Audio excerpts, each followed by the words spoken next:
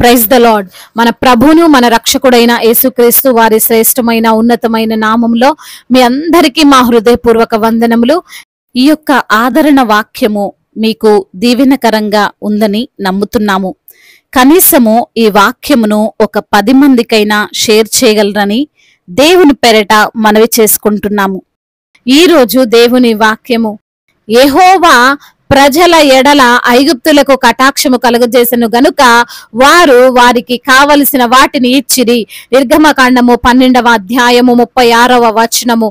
And the Lord had given the people favour in the sight of the Egyptians so that they let them have what they asked.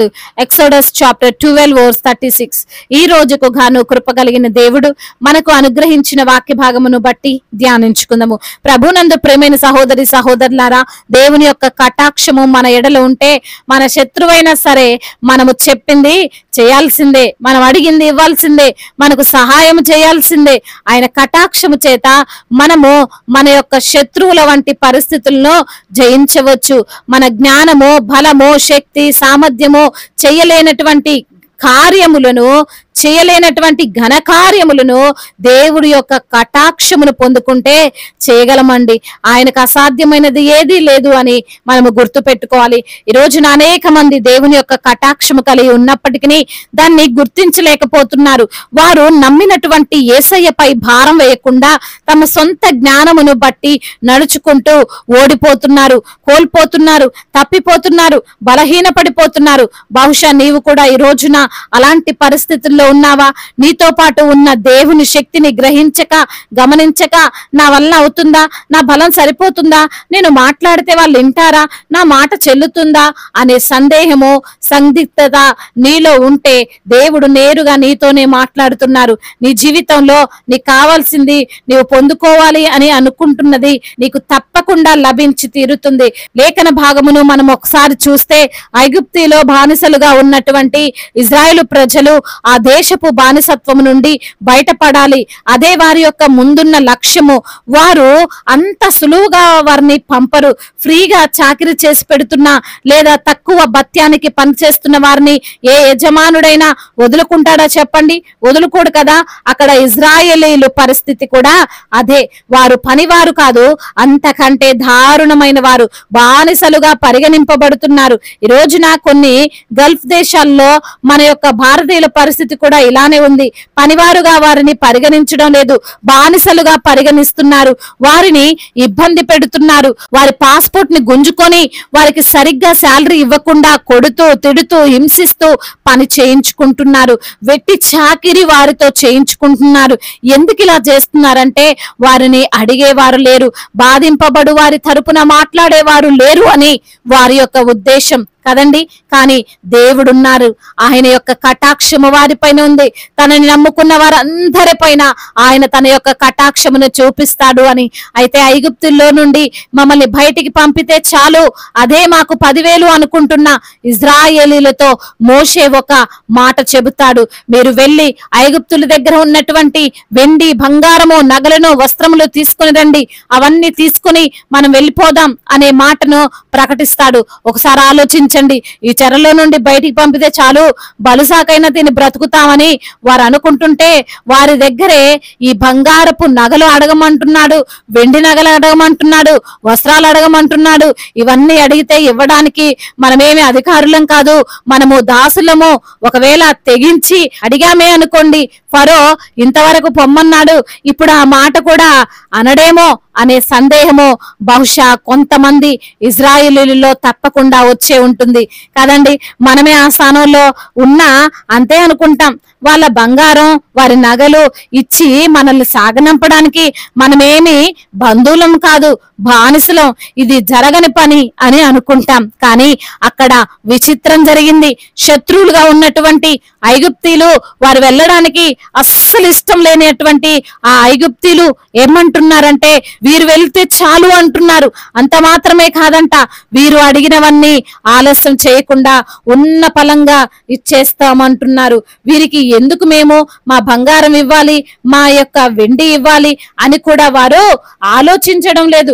ఇజ్రాయేలీలు ఏది అడిగితే అది ఇచ్చారు. ఎందుకు ఇచ్చారు అంటే ఆ ఐగుప్తీయులకు ఇజ్రాయేలీల ఎడల దేవుని యొక్క కటాక్షమును కలగజేశాడు. అనగా దేవుడు వారి యొక్క హృదయాలను మార్చాడు.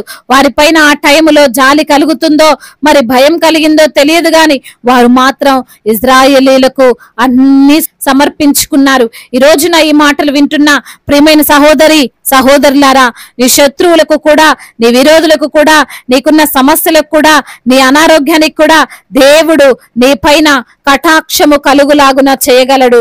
వారు నీకు సహాయము చేస్తారు, వారు నిన్ను ఆదుకుంటారు, అవి నిన్ను విడిచిపోతాయి. కాబట్టి దేవుడు నీతో ఉండగా ఏది అసాధ్యమో అనుకోకు, విశ్వాసముతో జీవించు.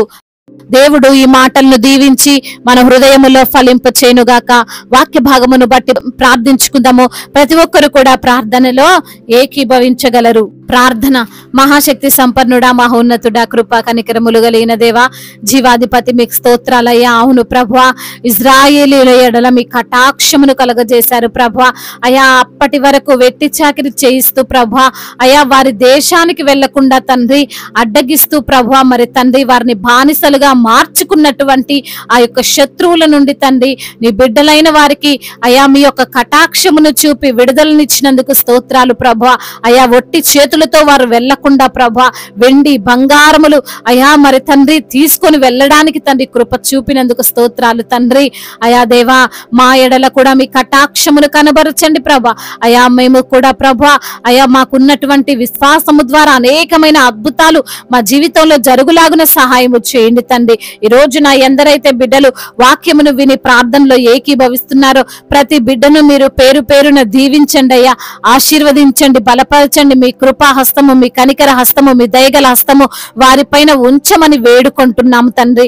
అదే విధంగా నా ప్రభా, అనారోగ్యముతో బాధపడుతున్న ప్రతి బిడ్డకు సంపూర్ణ ఆరోగ్యాన్ని దయచేయండి.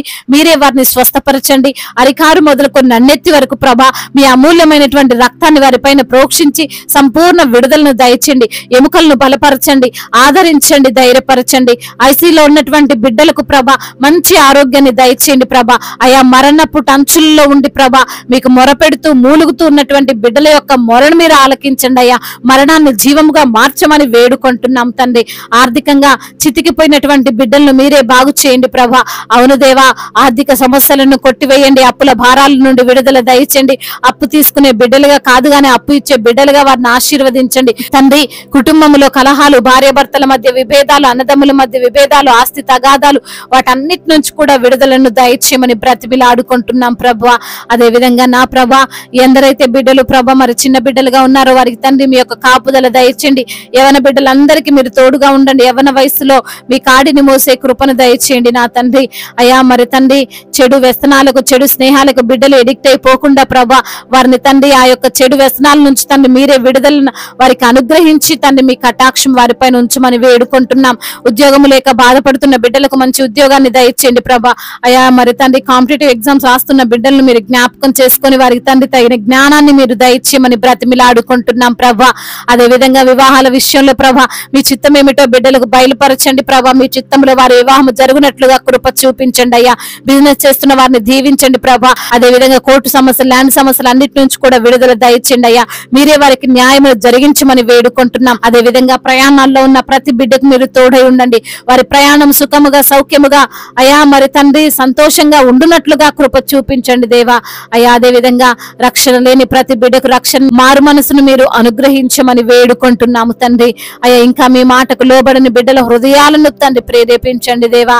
అదే విధంగా విధవరాల పక్షముగా న్యాయము తీర్చి దేవుడు, అనాథలను అభాగ్యులను ఆదుకునే దేవుడు, ప్రతి బిడ్డకు మీరు తోడై ఉండండి దేవా. అయా దైవజనులందరినీ కూడా మీరు దీవించండి అయ్యా. వారికి తండ్రి మీ యొక్క కాపుదల దయచేయమని బ్రతిమిలాడుకుంటున్నామయ్యా.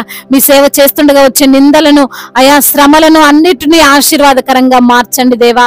అయా మరి సంఘాలను విస్తరింప చేయండి. సంఘానికి మీరు శిరస్సు అయి ఉండండి ప్రభా. సువార్థికులను బలపరచండి అయ్యా. మిషనరీస్ ని దీవించండి ప్రభా. అదే విధంగా నా ప్రభా మా భారతదేశాన్ని దీవించండి అయ్యా. సమాధాన దేశముగా అయా మా భారతదేశాన్ని మీరు నిలవబెట్టండి అయ్యా.